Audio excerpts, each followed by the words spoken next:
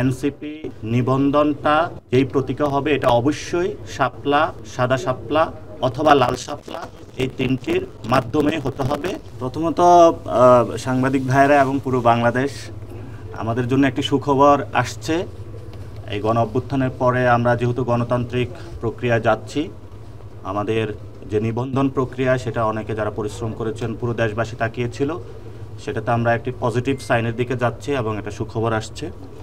প্রতীকের বিষয়ে আমরা এখন আজকেও বলে আসছি যে আমরা শাপলা, সাদা শাপলা, লাল শাপলা, আমরা যে তিনটি প্রতীকের কথা বলেছি সেটা থেকে আমরা সরছি না, আমরা সেই জায়গাতে এখনও আছি।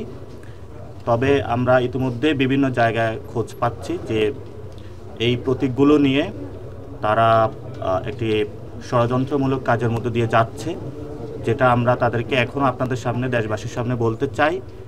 এনসিপি নিবন্ধনটা যেই প্রতীকে হবে এটা অবশ্যই শাপলা, সাদা শাপলা অথবা লাল শাপলা, এই তিনটির মাধ্যমে হতে হবে। এর ব্যত্যয় করা যাবে না এবং যদি সেই ক্ষেত্রে আমরা ফার্দার আপনাদের সামনে উপস্থিত হব যে আমরা এটা কিভাবে নিতে হয় সেটা আমরা ইনশাল্লাহ জানি।